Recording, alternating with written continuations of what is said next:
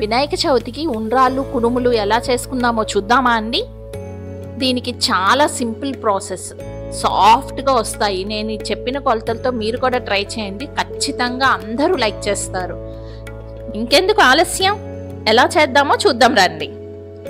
ముందుగా దీనికోసం ఒక గిన్నెలో 3 గ్లాసుల వాటర్ తీసుకోవాలి. 3 గ్లాసెస్ వాటర్కి 2 గ్లాసుల బెల్లం తీసుకోవాలి.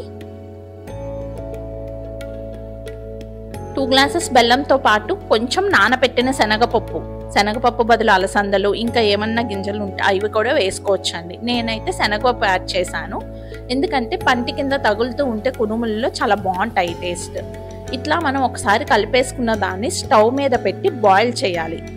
ఈ బాయిల్ చేసే క్రమంలో మనకి బెల్లం మొత్తం కరిగిపోతుంది. ఇలా బెల్లం అంతా కరిగిపోయి ఒక 2 ఉడుకులు వచ్చాక దానిలో 2 టేబుల్ స్పూన్స్ గీ యాడ్ చేయండి. గీ యాడ్ చేసి ఒకసారి కలుపుకున్నాక 3 గ్లాసెస్ ఆఫ్ బియ్యం పిండిని యాడ్ చేసేసి కొంచెం సేపు కలపండి. స్లోగా అలా కలుపుతూ ఉంటే మనకి ఆ వాటర్ అంతా ఈ పిండి పీల్చుకుంటుంది. మనం చలిమిడి పాకంలాగా మళ్ళీ అరిసెల పాకంలాగా పసపసా తిప్పేయటం కాదండి, చక్కగా స్లోగా అలా కలిపితే పిండి అంతా కలుస్తుంది నిదానంగా. అడుగు నుంచి తీసుకుంటూ కలుపుకోండి. ఇట్లా చేయటం వల్ల సాఫ్ట్నెస్ ఉంటాయి కుడుములు. ఇదే పిండితో మనం కుడుములు, ఉండ్రాళ్ళు ఇంకా వేరే ఐటమ్స్ మోదకాలలో కూడా పెట్టి చేసుకోవచ్చు. జిల్లేడు కాయలు అంటారు, అవి కూడా చేసుకోవచ్చండి. ఇలా పిండి మొత్తం కలుపుకున్నాక స్టవ్ ఆపేసి పక్కన పెట్టేసుకోండి.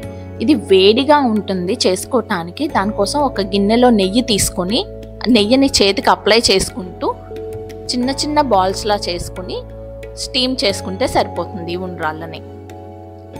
మనం ఉండ్రాళ్ళు షాప్లో తెచ్చుకోవాలా, అయ్యో చేసుకోవటం కుదరదేమో అలా అనుకుంటాం కదా, కానీ చాలా సింపుల్ ప్రాసెస్ అండి. ఇట్లా నాకు మా పిన్ని నేర్పించింది. మా పిన్ని గారి వారి ఊళ్ళో చాలా బాగా చేస్తారు ఇవి. ఎన్ని కేజీలు అంటే అన్ని కేజీలు వండేస్తారు. ప్రతి పెళ్ళికి, గృహప్రవేశానికి ఖచ్చితంగా ఆ ఊరిలో అందరూ కలిసి చేసుకుంటారు.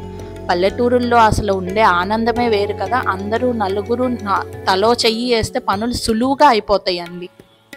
చూసారు కదా ఇట్లా ఎంత ఈజీగా చేసేసుకోవచ్చో ఉండ్రాళ్ళని. ఇట్లా చేస్తాం వల్ల పిల్లలు పెద్దలు అందరూ తినొచ్చండి, ఎందుకంటే గట్టిగా ఉండవు, సాఫ్ట్గా ముంజిల్లాగా ఉంటాయి చూస్తానికి. మీకు నేను చేసేటప్పుడే అర్థమైపోయి ఉంటుంది కదా ఎంత సాఫ్ట్గా ఉన్నాయో. వీటిని ఒక 15 నిమిషాలు స్టీమ్ చేసుకుంటే సరిపోతుంది. ఇడ్లీ పాత్రలో పెడితే కనుక ఆ ఇడ్లీ సౌండ్ వస్తుంది కదా, విజిల్ సౌండ్, అప్పటిదాకా చేసుకోవచ్చు. ఇలా ఈ పిండితో పిల్లలకి కావాల్సిన ఆకారాల్లో చేసి పెట్టొచ్చండి మనం. ఇదే పిండితో నేను కుడుములు వేశాను, ఉండ్రాళ్ళు చేశాను. ఎంతో ఈజీగా ఉంది కదా. బయట రకరకాల మౌల్డ్స్ వస్తున్నాయి ఈ మధ్య. ఆ మౌల్డ్స్లో పిల్లలకి నచ్చినట్లుగా ఏ షేప్ కావాలంటే ఆ షేప్ చేసి మనం ఇలా స్టీమ్ చేసి పెట్టొచ్చు. వినాయక చవితికనే కాదండి, మామూలుగా కూడా ఇలా ఉండ్రాళ్ళు కుడుములు వండుకుంటే చాలా మంచిదంట. ఇంట్లో అప్పుడప్పుడు ఆవిరి కుడుములు, ఆవిరితో చేసిన వంటకాలు చేస్తే చాలా మంచిదంట.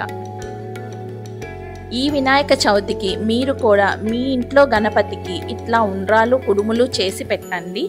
నేను చెప్పిన ఈ విధంగా చేసి కామెంట్స్లో నాకు తెలియచేయండి ఎలా వచ్చాయో. ఇలాంటి మరిన్ని రెసిపీస్ కోసం మా ఛానల్ని సబ్స్క్రైబ్ చేసుకోండి. నాకు తెలిసిన నేను చేసే ప్రతి వంటకము మీకు కూడా చూపిస్తాను. మీరు కూడా చాలా సింపుల్గా ఈజీగా చేసేసుకోవచ్చు. ఏమంటారు?